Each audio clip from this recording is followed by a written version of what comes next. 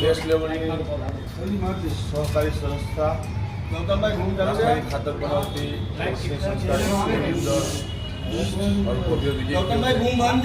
સૌપ્રથમ તો સહકારી ક્ષેત્રના આગેવાનો, આરજીબી મેમ્બર સમારા અને લાખો ખેડૂત સભાસદોના ભરોસા જેવી સહકારી સંસ્થામાં મને સાથ અને સહકાર આપ્યો. સૌ લોકોનો આ તકે ખરાડીપૂર્વક આભાર વ્યક્ત કરું છું.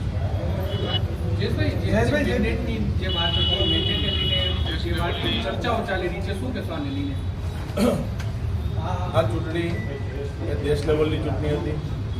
ઇફકો એટલે સમગ્ર આખા દેશમાંથી, અલગ અલગ રાજ્યોમાંથી પ્રતિનિધિઓ આવતા હોય છે.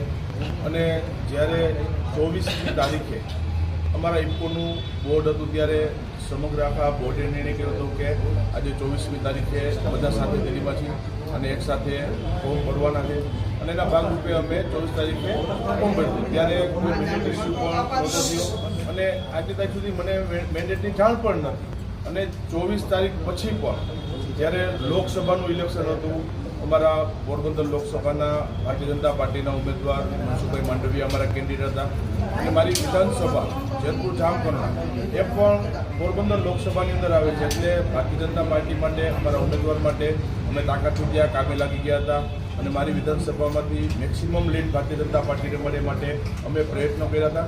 અને સાથે સાથે જે ભારતીય જનતા પાર્ટી પ્રદેશના નેતૃત્વએ મને જે જવાબદારી સૌરાષ્ટ્રની લોકસભાની આપી, રાજકોટ લોકસભા હોય, પોરબંદર લોકસભાના મારી વિધાનસભા સિવાયના વિસ્તાર, જૂનાગઢ લોકસભા અને જામનગર લોકસભા, ત્યાં અમે ભારતીય જનતા પાર્ટી માટે 7 તારીખ સુધી મેં પાર્ટી માટે કામ પણ કર્યું છે. જયેશભાઈ, જે રીતે બાબુ નસીબે અત્યારે પ્રેસ કોન્ફરન્સ કરી અને એને એવું કીધું કે મારી પર જે પગલાં લીધા, મેં અનાદર કર્યો હતો વ્હીપનો, મારી ઉપર જે પગલાં લીધા એવા જ પગલાં અન્ય લોકો અથવા તો જયેશભાઈ પર લેવા હોય. સૌપ્રથમ તો એ લોકોને મારે જવાબ આપવાનો મારે હોય નહીં, એનો વિષય છે. મેં કીધું એમ કે આ ચૂંટણી એ દેશ લેવલની ચૂંટણી હતી. આખા દેશમાંથી પ્રતિનિધિઓ આ ઇફકોની અંદર આવતા હોય છે અને પગલાં લેવાની વાત ત્યારે આવે કે મેં ભારતીય જનતા પાર્ટીની વિરુદ્ધમાં કામ કર્યું હોય, મેં કોઈ કોંગ્રેસને મદદ કરી હોય, પણ કીધું એમ કે છેલ્લે સુધી ભારતીય જનતા પાર્ટીના એક કાર્યકર્તા તરીકે, જવાબદાર ધારાસભ્ય તરીકે પાર્ટી માટે કામ કર્યું છે.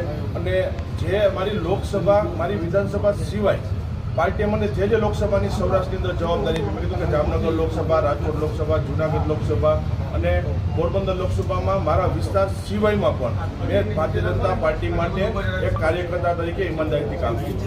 જયેશભાઈ, આમાં સગાવાદ પણ ચાલતો હોવાનો આક્ષેપ આવ્યો છે કે ભાઈ સગાવાલા હોય અને આ બધા ગુજરાતના મોટા ભાગના કે આ સહકારી ક્ષેત્ર કે જે સહકારી ક્ષેત્ર ઉપર લાખો ખેડૂત સભાસદોનો ભરોસો આ સહકારી ક્ષેત્રના માળખા ઉપર છે.